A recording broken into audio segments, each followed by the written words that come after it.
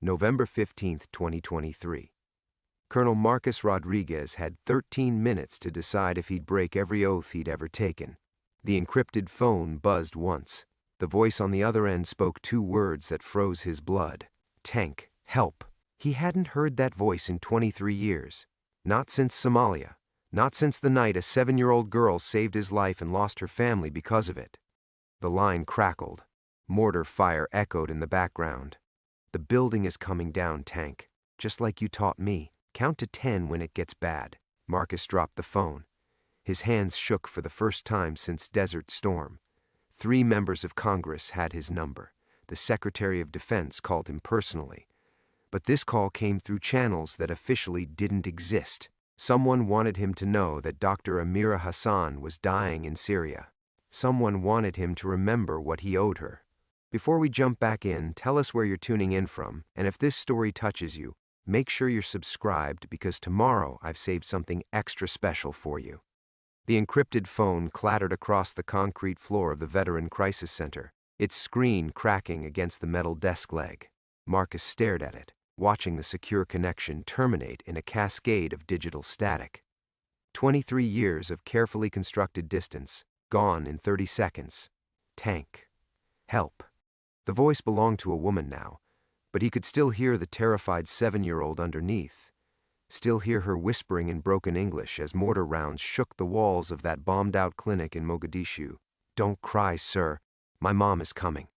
Her mother never came. Marcus pressed his palms against his temples, forcing his breathing to steady. Through the reinforced windows of his office, El Paso sprawled under the November sun, peaceful and ordinary. Veterans wandered the center's courtyard, some playing chess, others just sitting in the shade, finding whatever peace they could manage.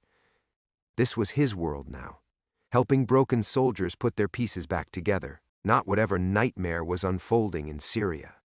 The secure line had been installed 3 years ago, a courtesy from his former Pentagon contacts. Insurance, they'd called it, a way to reach out if they ever needed his particular skills again. He'd never used it, never wanted to. Someone had given Amira that number. Marcus retrieved the phone, its cracked screen reflecting his weathered face in fragmented pieces. The call log showed nothing, ghosted clean, as if it had never happened. But the audio was burned into his memory. Mortar fire, collapsing concrete, the desperate edge in her voice that took him straight back to Somalia. He opened his laptop and pulled up the encrypted news feeds he still monitored out of habit. Syria was burning as always, but something had shifted in the northern provinces. Reports of aid workers trapped in a field hospital outside Aleppo. Government forces closing in. The usual humanitarian nightmare that made headlines for 12 hours before the world moved on. But Marcus knew how to read between the lines. This wasn't random. Field hospitals didn't just collapse. Aid workers didn't just get trapped. Not unless someone wanted them trapped. His fingers found the bottom drawer of his desk. Muscle memory guiding him to the locked compartment hidden beneath the false bottom. Inside, wrapped in oiled cloth, a burner phone, 3 untraceable credit cards, and a passport that officially didn't exist. Emergency protocols from another life, kept out of sentiment more than necessity, or so he'd told himself. The burner powered up with a soft chime. He dialed from memory, some numbers you never forgot no matter how hard you tried. Rodriguez. The voice answered on the second ring. Sergeant Major Bill Viper Castellanos, retired, his former second-in-command who now ran security for a private military contractor in Austin. It's Tank. Silence stretched across the line. When Viper finally spoke, his voice carried the weight of shared history. Jesus, how long has it been? Not long enough. I need information on Syria. Northern provinces, near Aleppo. A field hospital went down today. Tank. You know I can't. Amira Hassan. Dr. Amira Hassan. She's trapped in there. Another pause. The Somali girl? Aw, hell. You sure? She called me. That's impossible. Those lines are monitored 6 ways from Sunday. No way a trapped aid worker gets access to... Viper stopped mid-sentence. Unless someone gave it to her. My thoughts exactly. Marcus could hear typing in the background. Viper still had contacts. still moved in circles where information flowed like currency. Tank, this stinks. Hospital went down 4 hours ago. Syrian government forces have the area locked down tight. But here's the weird part. They're not rushing in for a rescue. They're just waiting. Waiting for, best guess? For someone to show up. Someone specific. Viper's voice dropped. Someone like you. The implication hit Marcus like a sledgehammer. 23 years ago, Operation Silent Thunder had gone sideways in spectacular fashion. Official reports called it a successful extraction under hostile fire. Classified addendums told a different story, one that had haunted Marcus's dreams for 2 decades. A 7-year-old girl had witnessed things that night. Things that powerful people preferred to stay buried. Viper, I need transport. Off the books. Something that can get me to Turkey without questions. Tank, don't do this. Whatever you're thinking, just don't. That girl saved your life once. Don't throw away what's left of it trying to return the favor. But Marcus was already moving, pulling gear from the hidden compartment, his mind shifting into operational mode for the first time in years. She didn't just save my life, Viper. She saved all of us. And we left her holding the bag. That wasn't our call to make. Maybe not then. But this is... Marcus ended the call and stared at his reflection in the darkened window. 58 years old. Bad knees, worse shoulders, and a heart condition that officially disqualified him from anything more strenuous than paperwork. But some debts transcended physical limitations. Some promises were worth breaking every oath you'd ever taken. Marcus remained frozen at the window, watching the shadow of a cloud drift across the desert landscape beyond El Paso. His reflection stared back, gray-stubbled, weathered by 2 decades of carrying ghosts. The face of a man who'd learned to live with necessary compromises until one phone call reminded him that some compromises extracted compound interest. The Veterans Center hummed with its usual afternoon rhythm below. Through the thin office walls, he could hear Martinez leading group therapy, voices rising and falling in the familiar cadence of men trying to make sense of things that would never make sense. Marcus had built this place with his own money, his own sweat, his own desperate need to believe that broken things could be repaired. That redemption was possible for soldiers who'd done the unthinkable. The photo on his desk caught the late sun, Elena's smile frozen in silver frame. 8 years married before the divorce. She tried to love a man who woke up screaming about a little girl in Somalia, tried to understand why her husband flinched when children cried in grocery stores. In the end, understanding wasn't enough. You can't save everyone, Marcus, she'd said the night she left. You can barely save yourself. She'd been right. But saving everyone had never been the goal. Saving one specific someone, that was different. That was the debt that had shaped every choice he'd made since returning from Somalia. His phone buzzed. Text message from his daughter Sophia. Dad, dinner Sunday? Bringing the kids. 5-year-old grandson who called him Abuelo Tank. 3-year-old granddaughter who fell asleep in his lap during cartoons, trusting and fearless in the way children should be. They were his anchor to the normal world, proof that life continued beyond the classified nightmares. What would happen to them if he disappeared into Syria and never came back? Marcus opened his laptop and pulled up the center's financial records. $300,000 in the operational account. Enough to keep the doors open for 18 months if he never returned. His will was current. Elena would oversee transition to the Veterans Affairs Department. The staff knew their jobs. Broken soldiers would continue finding help. But would that be enough? Would running away to chase ghosts honor his living responsibilities or betray them? He stood and walked to the memorial wall, photographs of every veteran they'd lost to suicide since opening. 47 faces. Men who'd carried their wars home and finally surrendered to them. Each one a reminder of what happened when the weight became too much. Marcus touched the frame of Corporal Danny Reeves, 24, Iraq veteran who jumped from the Paso del Norte bridge 3 months ago. The night before, Danny had sat in the same office, talking about a village outside Fallujah where children had been caught in crossfire. I keep thinking about their faces, Colonel. The ones who didn't make it out.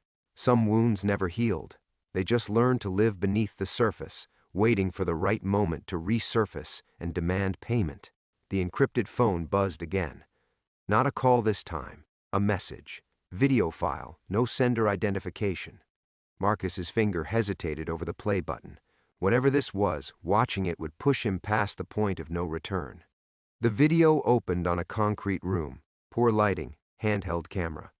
A woman sat against rubble-strewn walls, older now, but unmistakably the same dark eyes that had stared at him across that bombed clinic in Mogadishu. Dr. Amira Hassan raised her head toward the camera. "Colonel Rodriguez." Her voice was steady despite the blood trickling from her temple. "I know you're watching this. I know you remember me." She paused, something shifting in her expression. "I remember everything too, including the real reason you were in Somalia that night."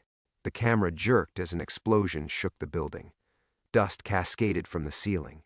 When the image stabilized, Amira was looking directly into the lens. "The man you killed, Dr. Kasim, he was my uncle. The village elder who helped you escape? My grandfather. Both dead within hours of your extraction." Her words carried no accusation, just exhausted truth. "I've spent 23 years learning why." Marcus's chest tightened. The heart condition his doctor warned about. Stress-induced arrhythmia that could drop him without warning. But his pulse remained steady, locked in the strange calm that preceded violence. "I'm not calling for revenge, Colonel. I'm calling because I found the others, the names behind Silent Thunder, and they know I found them." Another explosion, closer this time. "You have 72 hours before they silence me permanently. Come alone, or don't come at all." The video cut to black. Marcus closed the laptop and walked back to his desk. In the bottom drawer, beneath the false bottom, lay one more item he hadn't touched in years. A child's bracelet, made of colored string and small stones. A gift from a 7-year-old girl who trusted a soldier to keep her family safe. He'd failed her then, but failure, he'd learned, didn't have to be permanent. Marcus picked up the bracelet, its colored strings faded but intact after 23 years. The small stones clicked against each other, red jasper, white quartz, black obsidian. A child's treasure offered to a bleeding soldier in a moment of pure trust. The memory hit him like incoming fire. "For protection," 7-year-old Amira had whispered, pressing it into his palm as Syrian government forces closed in on their position. "Mama made it special. It keeps the bad dreams away." He'd worn it through the extraction, through the debrief, through the sleepless nights that followed, only taking it off when he realized the bad dreams weren't going anywhere, and some protections came too late. Marcus set the bracelet on his desk and opened his laptop again. The video file was still there, proof that 30 seconds could detonate a carefully constructed life. But something nagged at him, a detail that felt wrong. He played it back, studying Amira's face, her positioning, the concrete room. There, at the 40-second mark, just as the explosion shook the building, Amira's eyes shifted slightly left of the camera lens, and her mouth moved in a nearly imperceptible way. Marcus had been trained to read lips in multiple languages. The shape was unmistakable. Azraqi. The hair on his arm stood up. Azraqi wasn't Arabic. It wasn't English. It was a Somali dialect word that Amira's grandfather had taught him during those 3 days they'd spent hiding in the clinic ruins.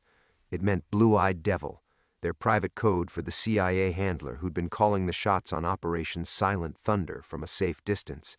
Agent Catherine Vale, the woman who'd never officially existed. Marcus reached for his encrypted phone and dialed another number from memory. This one took longer to answer. "What?" The voice was sharp, wary. "Hello, Kate." "Jesus Christ. Marcus Rodriguez. I should have known you'd surface eventually." Former CIA agent Catherine Vale had gone private sector after Somalia, running an intelligence consulting firm from a penthouse in Dubai. "I'm guessing this isn't a social call." Amira Hassan. The silence stretched long enough that Marcus wondered if the connection had dropped. When Vale finally spoke, her voice carried a new edge. "I told everyone she was a loose end, but no, the Pentagon wanted to maintain plausible deniability. Let the girl disappear into the refugee system, they said. What could a traumatized child remember? Everything, apparently. More than everything. That little girl was smart, Marcus. Scary smart. Did you know she spoke 6 languages by age 10? Had a photographic memory? We should have recruited her. Instead, we left her in the wind with a head full of classified memories." Marcus felt the familiar weight settling on his chest, not his heart condition, something heavier. The weight of choices made by men in air-conditioned rooms who never had to look into a child's eyes while lying to her face. Kate, I need to know about the others, the names behind Silent Thunder. Christ, you're really going to do this, aren't you? Drop everything and charge into Syria like some aging knight-errant. Vale laughed, but it held no humor. Marcus, that operation had tentacles reaching into 3 governments: defense contractors, oil executives, pharmaceutical companies. Dr. Kasim wasn't just some village doctor. He was developing medical protocols that would have saved thousands of lives. Free protocols. Can't have that cutting into profit margins. Who gave the kill order? Does it matter? They're all still out there, still pulling strings, still making obscene money off human misery. And now they know Amira's been documenting their activities. Every refugee camp she's worked in, every war zone she's entered, she's been building a case. Marcus stood and walked to his window again. The peaceful El Paso afternoon felt like a mirage now, something that would shimmer and disappear the moment he looked away. She's not trapped by accident. Of course not. They've been watching her for years, waiting for the right moment. A field hospital collapse in Syria? Perfect cover. No witnesses, no questions. Just another tragic casualty of war. Except, she reached out to me first. Which means she saw it coming. Vale's voice shifted. Marcus, listen to me carefully. Whatever you're thinking, don't. These people have unlimited resources and zero conscience. They've already killed everyone else who might have talked. Amira's the last witness to Operation Silent Thunder. Then I guess that makes her worth saving. It makes her worth dying for, you mean? Is that really what you want? To throw away 20 years of good work helping veterans? Your family? Your granddaughter who adores you? The words hit like a sniper's bullet, finding the exact center of his doubt. Sophia's children, who trusted their grandfather to always come home safe. The veterans who depended on his center for survival. Elena, who would have to explain to their family why Marcus had disappeared into another war. But in his mind, he could see Amira's 7-year-old face, trusting and hopeful as she pressed that bracelet into his palm. Some debts transcended everything else. Marcus set down the phone and stared at the bracelet on his desk. The smart play was obvious. Call the State Department, report the situation through proper channels, let professionals handle whatever mess was unfolding in Syria. Go home to Elena's tamales and Sophia's children. Pretend that phone call had never happened. He picked up his cell and dialed his daughter. Dad? Sophia's voice carried the background chaos of dinner time. Cartoons playing, children arguing over toys, normal family sounds that belong to a different world. You okay? You sound weird. Just wanted to hear your voice, mija. Tell the kids their abuelo loves them. Dad, you're scaring me. What's wrong? Nothing's wrong, Marcus closed his eyes, memorizing the sound of home. I might have to travel for work. Veteran crisis situation. Could be a few weeks. Since when do you travel for work? Dad, talk to me. But Marcus had already hung up. Some conversations required lies, and he'd done enough lying for one lifetime. 20 minutes later, his desk phone rang. Not the encrypted line, the regular center number. Rodriguez. Tank, it's Viper. We need to talk. In person. Now. Something in his old teammate's voice made Marcus's scalp prickle. Fear. Castellanos hadn't sounded afraid since Somalia. What happened? Not over the phone. Meet me at Hernandez Bar, the one on Paisano. Back booth, 30 minutes. The line went dead. Marcus locked the bracelet in his desk drawer and told his assistant he'd be back in an hour. The drive across El Paso felt surreal. Normal traffic, normal people living normal lives, oblivious to the fact that 23-year-old ghosts were crawling out of classified graves.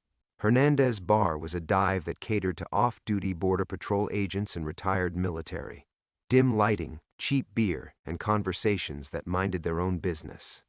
Viper sat in the back corner, nursing a whiskey with hands that trembled slightly. Bill Castellanos had been Marcus's right hand in Somalia.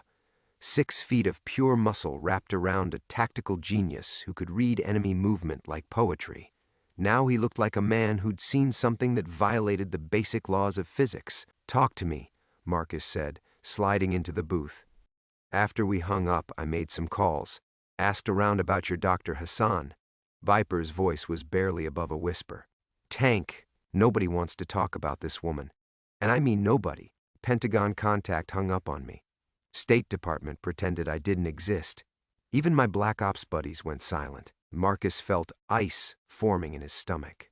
What kind of silent? The kind where grown men with Purple Hearts suddenly remember urgent appointments when you mention a name. Viper drained his whiskey.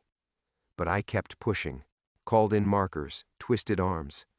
Finally reached someone who'd talk. And 3 weeks ago, Dr. Amira Hassan requested emergency extraction from Syria, claimed she had evidence of war crimes that reached into Western defense contracts. State Department approved her application, scheduled pickup from a safe house in Aleppo. Marcus waited. There was more coming, and it wouldn't be good news. She never showed, missed her extraction window. Next day, that field hospital collapsed with her inside. Viper met Marcus's eyes. Tank, the safe house she was supposed to use, it got hit by a precision airstrike 6 hours after her missed appointment. Wiped clean, no survivors. Someone leaked her location. Someone wanted her dead. But here's the part that makes my skin crawl. The airstrike came from Syrian government forces, but the ordnance was American. Latest generation smart bombs that officially don't exist yet. Marcus felt the world tilt sideways. American weapons, Syrian delivery, perfect timing. The kind of coordination that required approval from people who wouldn't officially exist on any organizational chart. There's more. Viper's hands were steady now, locked in the unnatural calm that preceded violence. Remember Agent Vale, our CIA handler from Somalia? What about her? She's been making calls too. Same people I tried to reach, asking the same questions. Viper leaned forward. Tank, she called me an hour ago. Know what she said? Tell Rodriguez that some operations never really end. Tell him the smart play is to stay home and forget he ever heard from Syria. The ice in Marcus's stomach crystallized into something harder. Certainty. Vale wasn't just warning him, she was warning him off, which meant she knew exactly who was behind Amira's situation. Did she say anything else? Viper nodded grimly. Yeah. She said to tell you that Colonel James Morrison sends his regards. The name hit Marcus like a physical blow. Morrison had been their commanding officer during Operation Silent Thunder, the man who'd issued the kill order on Dr. Qasim, the man who'd looked 7-year-old Amira in the eyes and promised her family would be safe. Morrison had been buried with full military honors 15 years ago, or so the official records claimed. Marcus gripped the edge of the table until his knuckles went white. Morrison's name hung in the air between them like cordite smoke, acrid and poisonous. That's impossible, he whispered. I was at his funeral, Arlington National Cemetery, full honor guard. They folded the flag and handed it to his widow. Yeah? Well, maybe you should ask his widow how she's been cashing those pension checks. Viper pulled out his phone and slid it across the table. On the screen was a grainy surveillance photo, a man in expensive clothes walking through what looked like an airport terminal. Older, grayer, but unmistakably Colonel James Morrison. The timestamp read 3 days ago. Marcus stared at the photo until his vision blurred. 15 years of believing Morrison was dead. 15 years of thinking at least one architect of Operation Silent Thunder had faced some kind of justice, even if it was just cancer instead of a war crimes tribunal. Where was this taken? Dubai International, private terminal. My contact says he's been living there under a corporate consulting contract. Officially died of pancreatic cancer, unofficially got a new identity and a very comfortable retirement package. Viper's voice turned bitter. Turns out there are worse fates than dying, like living with the consequences of what you've done. Marcus thought about the nights he'd woken up screaming Elena's name, confusing his ex-wife with a 7-year-old girl in Somalia. The years of therapy, medication, the careful construction of a life designed to balance the scales. Meanwhile, Morrison had been sipping drinks by a hotel pool, spending money earned from dead children. Who else knows he's alive? That's the million-dollar question.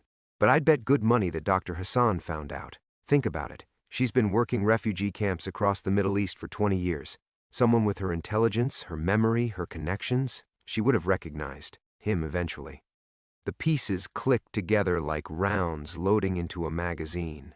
Amira documenting war crimes, requesting emergency extraction, missing her appointment because she'd discovered something too big to trust to normal channels, something worth dying for. She wasn't trying to escape Syria, Marcus realized. She was trying to get evidence to the right people. Evidence that certain dead colonels aren't as dead as their service records claim. Viper signaled the bartender for another whiskey. "Tank, this is bigger than Somalia. Morrison didn't just fake his death. He's been operating in the shadows for 15 years. How many other operations? How many other families?" Marcus pulled out his own phone and opened the video message. He studied Amira's face again, looking for details he'd missed. The concrete room, the dust, the blood on her temple. But also something else, a small mark on the wall behind her. Spray-painted numbers, February 7th, 1999. February 7th, 1999. The date Operation Silent Thunder had officially ended. The date Morrison had filed his after-action report claiming successful completion of a humanitarian rescue mission. The date Dr. Qasim had been murdered. "She's not just asking for rescue," Marcus said quietly. "She's asking me to finish what we started in Somalia, to finally tell the truth about what happened that night." "The truth?" Viper laughed, but it sounded more like a cough. "Tank, the truth died with Dr. Qasim. The truth got buried under 23 years of classified reports and plausible deniability. The truth is that 7 elite soldiers followed orders to kill a good man and destroy work that could have saved thousands of lives. The truth is that 7-year-old girl trusted us to protect her family, and we betrayed that trust for a mission we didn't even understand." Marcus closed his eyes and saw Amira's grandfather, the village elder who'd risked everything to hide American soldiers from pursuing forces. The old man had shared his food, his medicine, his granddaughter's bedroom while Marcus and his team recovered from their injuries. In return, they'd led Morrison's cleanup crew straight to him. The cleanup crew that had left no witnesses except one small girl who'd been visiting her uncle at the clinic. "There's something else," Viper said. "My contact mentioned that Morrison isn't working alone. He's got backing from some kind of private military outfit. Well-funded, well-connected. They've been contracted for conflict resolution in Syria, Yemen, Afghanistan. Anywhere there's profit to be made from prolonged instability, mercenaries. Worse, mercenaries with government connections and corporate sponsorship. The kind of people who can call in airstrikes and make witnesses disappear." Viper leaned across the table. "Tank, if you go to Syria, you're not just walking into a rescue mission, you're walking into an execution. They'll let you find Dr. Hassan just long enough to kill you both."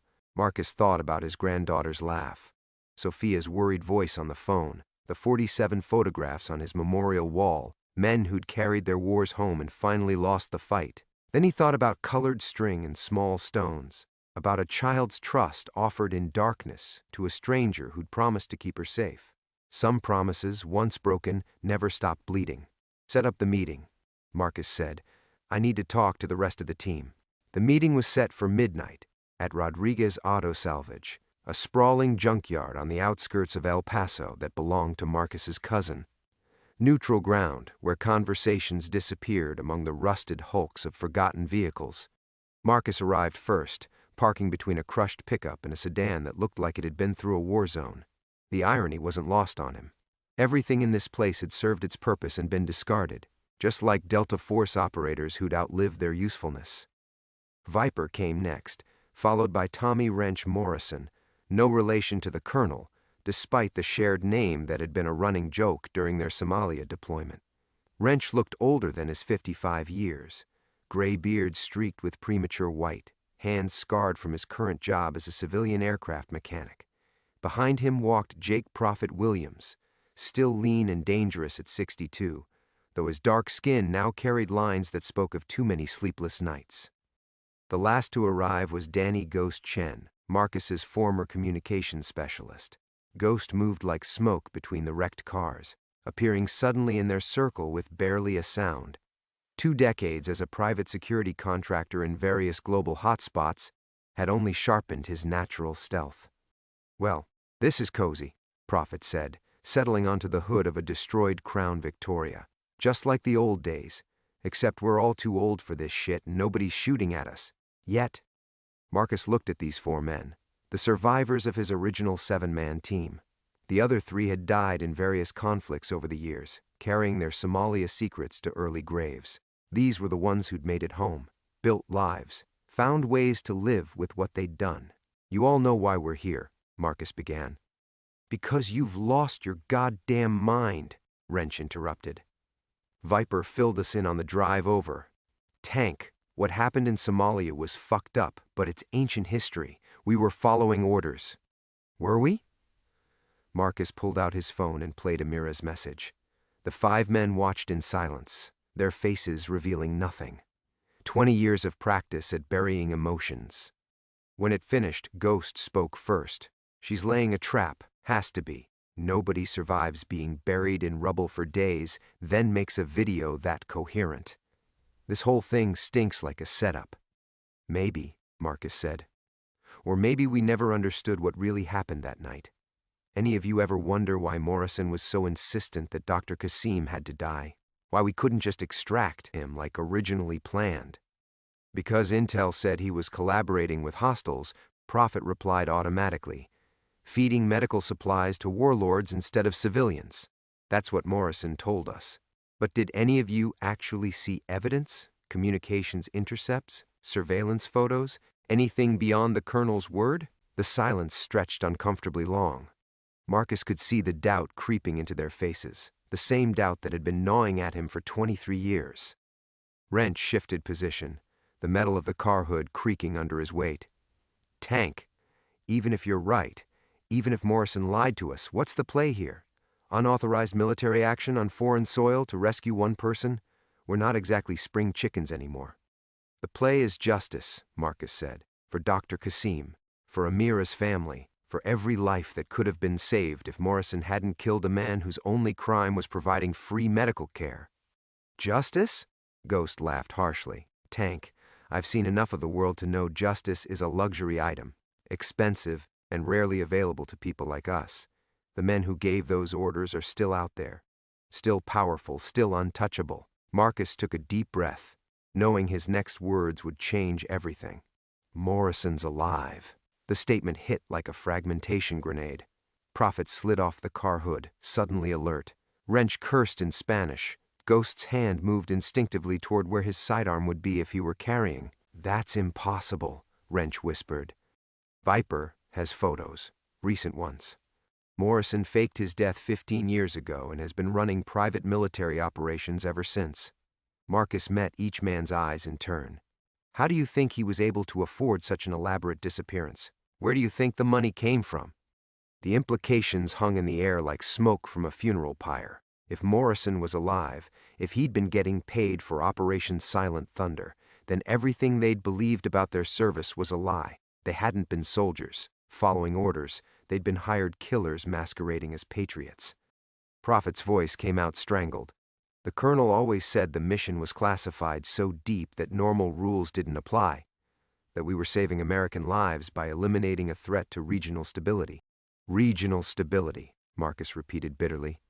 You know what's really good for regional stability? Prolonged conflict. Keeps defense contracts flowing, weapons sales profitable, private military companies in business. Ghost stepped closer, his face pale in the moonlight. You're saying we killed Dr. Kasim because someone was paying Morrison to eliminate competition for medical contracts in the region. I'm saying Morrison told us Dr. Kasim was the enemy, when the real enemy was sitting in air-conditioned boardrooms, calculating profit margins from human suffering. Marcus felt something break loose inside his chest, 23 years of carefully controlled guilt finally finding its voice. And the only witness left alive is trapped in Syria, asking for our help. Wrench stood up, pacing between the wrecked vehicles like a caged animal. Even if all this is true, even if Morrison played us for fools, what makes you think we can do anything about it now? We're civilians. We have families, responsibilities, mortgages. We're not Delta Force anymore. No, Marcus said quietly, but we're still the men who made a promise to a 7-year-old girl. And we're still the men who broke that promise. The silence that followed felt like a held breath. These 4 men had built their post-military lives on the foundation of serving their country with honor. Marcus could see that foundation cracking in their faces, revealing the hollow spaces underneath. Finally, Prophet spoke. "What exactly are you asking us to do?" "I'm asking you to help me keep a promise that's 23 years overdue." Ghost was the first to break the silence, his voice barely above a whisper. "A promise to a dead girl." "She's not dead," Marcus said firmly. "She's Dr. Amira Hassan, and she's been saving lives in refugee camps for 20 years while we've been living with our comfortable guilt." "Comfortable guilt?" Wrench spun around, his face flushed with anger. "You think any of this has been comfortable? You think I don't see Dr. Kasim's face every time I close my eyes? You think I don't remember the way that little girl looked at us when we handed her over to Morrison's cleanup crew?" The admission hit like a physical blow. Marcus had always wondered if the others carried the same images, the same midnight visitations from ghosts who refused to stay buried. Prophet cleared his throat. "Tank, what you're talking about isn't a rescue mission. It's suicide with extra steps. Even if we could get into Syria, even if we could find her, how do we get out? We're not 25 anymore. Half of us have bad knees and the other half have worse judgment." "I've been working the logistics," Marcus said. "There are ways, unofficial channels, people who owe favors." "People like who?" Ghost demanded. Marcus hesitated. This was where it got complicated. Elena. The name landed like a grenade in their circle. Elena Rodriguez, Marcus's ex-wife, current State Department liaison to Middle Eastern refugee operations. The woman who'd left him because she couldn't compete with the ghosts of Somalia. "Jesus Christ," Wrench breathed. "You want to drag your ex into this clusterfuck? The woman who divorced you because you couldn't let go of a 20-year-old mission? She has the connections, the clearances, the ability to get us into Syrian airspace without triggering an international incident." Marcus pulled out his phone, showing them a text message. "I called her after meeting with Viper. She's already in Jordan working on refugee resettlement. She knows about Amira." Ghost studied the message, his expression unreadable. "She's willing to help?" "She said Somalia never ended for any of us. That maybe it's time to finish what we started." Marcus pocketed the phone. "But she also said if we do this, we do it right. No cowboy bullshit, no unauthorized heroics. We go in quiet, extract Amira, and disappear before anyone knows we were there." Prophet laughed bitterly. "And you believe Morrison and his people are just going to let that happen? Tank, if they wanted Amira dead badly enough to fake her burial, they were not going to hesitate to kill a handful of middle-aged ex-soldiers." "Maybe not," Marcus admitted. "But they're not expecting us. Morrison thinks we're broken old men who'll keep our mouths shut to protect our pensions and our reputations. He's counting on our silence."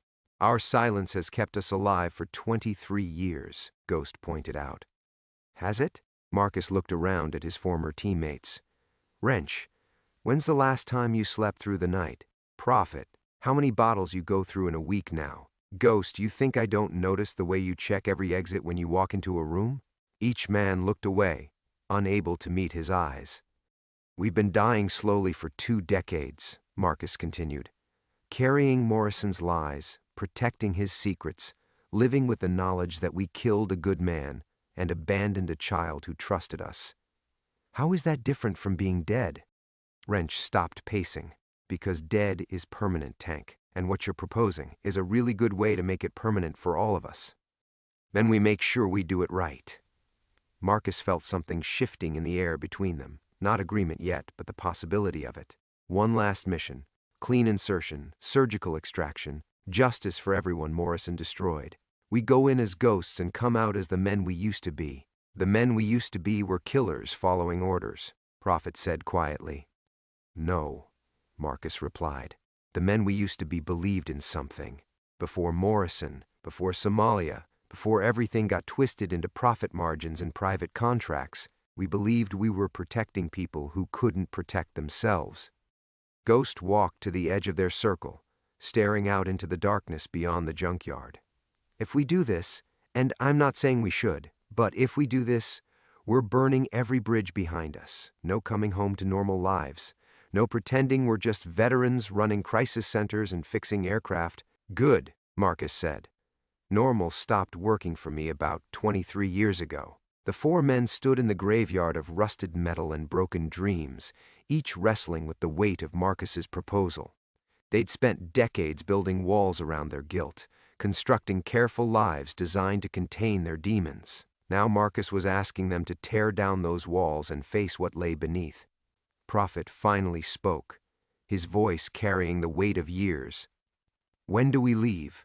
The question hung in the desert air like smoke from a distant fire. Marcus felt something fundamental shift in his chest, the grinding gears of a machine that had been broken for 23 years finally clicking into place. 48 hours, he said. Elena can get us transport to Jordan, but the window won't stay open long.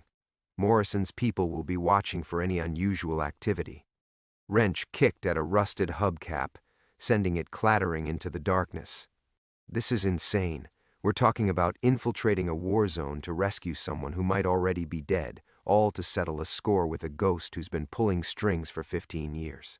You're right, Marcus said quietly. It is insane. And it's also the only way any of us ever sleep again.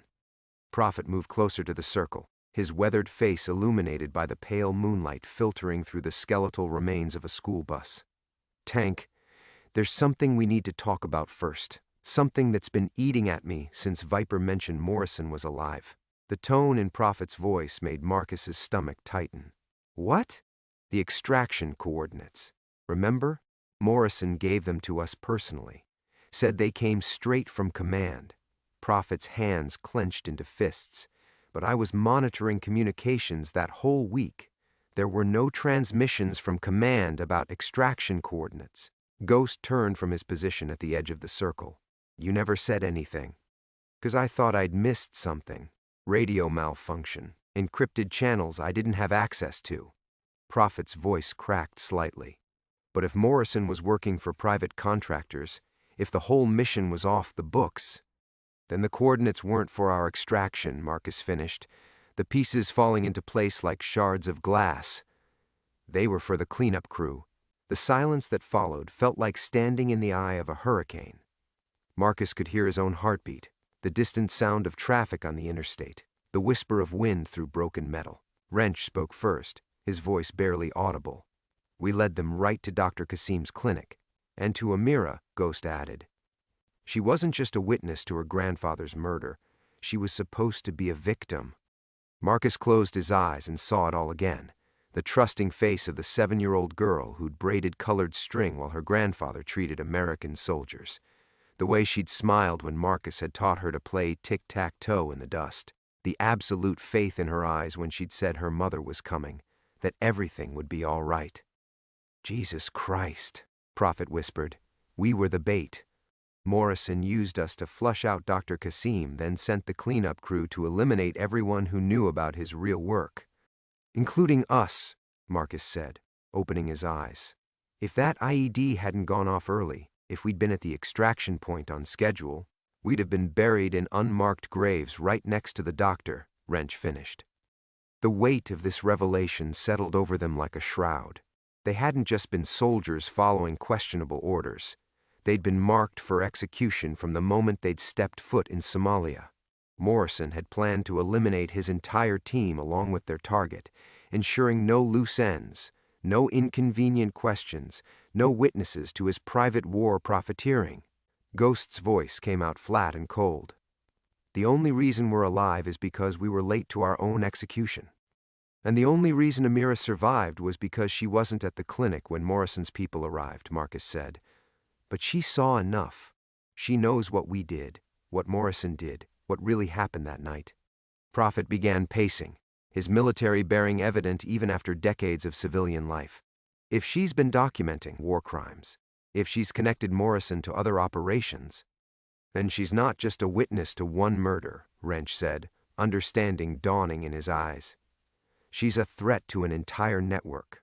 Morrison, his contractors, whoever's been funding this operation for 15 years. Marcus pulled out his phone and played Amira's message one more time. This time he watched their faces as she spoke, saw the moment when each man recognized something he'd missed before, Not fear in her eyes, but determination. Not a plea for rescue, but a call to action. "She's not asking us to save her," Ghost said quietly. "She's asking us to finish the job. The job we should have done 23 years ago," Marcus replied.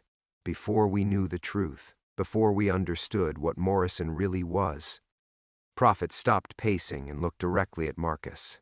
"If we do this, if we go to Syria and extract her, what happens next? Morrison's not going to disappear quietly. He'll come for us, for our families." "Then we make sure he can't," Marcus said. "We end this, all of it. The lies, the cover-up, the private war machine that's been profiting from blood money while we've been living with the guilt." Wrench stepped closer to the circle, his decision visible in the set of his shoulders. "When do we leave?" "Thursday night. Elena's arranging humanitarian flights into Jordan. We'll be listed as private security contractors for refugee operations." "And from Jordan?" Ghost asked. Marcus smiled grimly.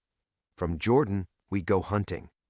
3 months later, Marcus stood in the same El Paso junkyard where everything had changed. The morning sun cast long shadows through the skeletal remains of rusted vehicles, painting the desert in shades of amber and gold. His hands were steadier now, the tremor that had plagued him for years finally quiet. The graves were unmarked, as they'd requested. Morrison and his 3 remaining operatives lay beneath Texas hardpan, their private war machine dismantled piece by piece until nothing remained but memory and justice. The Syrian extraction had been cleaner than any of them had expected. Amira's documentation had been thorough, devastating, and ultimately decisive. Marcus pulled out his phone and scrolled to a message from Dr. Amira Hassan, sent from a refugee camp in Jordan where she now served as chief medical officer. "The children here remind me of who I used to be. Before the anger, before the hunt. Thank you for helping me remember that healing matters more than vengeance." Prophet approached from behind, moving with less pain since the surgeries. The shrapnel Morrison's people had left in his spine was finally gone, extracted by the same surgeon who'd treated his bullet wound in Damascus. "Wrench's wedding is next week. Says you're invited." Marcus smiled. Maria Santos had waited 37 years for Wrench to stop running from happiness. The ring was Dr. Kasim's, a simple gold band Amira had given Wrench in Syria, saying her grandfather would have wanted it to represent love instead of loss. "I'll be there," Marcus said. "What about Ghost?" "Teaching tactical medicine to EMTs in Phoenix. Says it feels good to save people for a change." Prophet's weathered face cracked into something approaching peace. "Elena called this morning. The State Department's offering you a position. Refugee Services Liaison." Marcus nodded. He'd expected the call. Elena had made it clear that their Syrian operation had impressed people in very high places, the kind of people who understood that sometimes justice required men willing to step outside official channels. "You going to take it?" "Maybe." Marcus looked around the junkyard, remembering the night when 4 broken men had decided to become soldiers again. "Depends on whether they'll let me keep running the crisis center." "Why wouldn't they?" "Because the work here isn't finished." Marcus gestured toward downtown El Paso, where his veteran crisis center operated out of a converted warehouse. "Too many good men and women coming home with ghosts. They deserve better than what we got." Prophet was quiet for a long moment. "Tank, you know we can't save them all." "No," Marcus agreed, "but we can try. And we can make sure they know the truth about what they did over there. No more lies, no more cover-ups, no more Morrisons using patriotism as camouflage for profit." They stood together in the morning light, 2 old soldiers who'd finally found their way home. The desert stretched endlessly toward the horizon, vast and unforgiving and beautiful. Marcus's phone buzzed with another message, this one from a number he didn't recognize. "Colonel Rodriguez, my name is Staff Sergeant Jennifer Walsh. I served 3 tours in Afghanistan with a PMC called Aegis Solutions. I think I need to talk to someone about what really happened there. I heard you might understand." Marcus showed the message to Prophet, who whistled low. "Aegis Solutions. That's one of Morrison's old contracts." "Was," Marcus corrected. "Elena's people shut them down last month. But the damage is already done." He typed back quickly. "Come to El Paso. We'll talk. And Sergeant, "You're not alone." Prophet headed back toward his truck, then paused. "Tank? That night in Somalia, when we thought we were saving American lives? Yeah? Maybe we were. Just not the way we thought." He gestured toward the crisis center, toward the city beyond, toward all the veterans who would find their way to Marcus's door. "Maybe we were saving ourselves." Marcus watched his friend drive away, then started walking toward his own truck. The morning air was crisp and clean, carrying the scent of sage and possibility. His phone would ring again. It always did. More veterans with more ghosts, more stories that needed telling, more wounds that required healing. But for the first time in 23 years, Marcus felt ready for whatever came next. The weight he'd carried since Somalia was different now. Not lighter, but transformed from crushing guilt into purposeful responsibility. As he drove back toward the crisis center, Marcus caught sight of his reflection in the rearview mirror. The man looking back at him had gray in his beard and lines around his eyes, but his shoulders were straight and his hands were steady. He looked like a soldier who'd finally come home. In his pocket, Amira's latest message waited to be read. "I named the new clinic after my grandfather. The children who come here will know his story, all of it. The truth has a way of healing even the deepest wounds." Marcus smiled and drove toward whatever came next.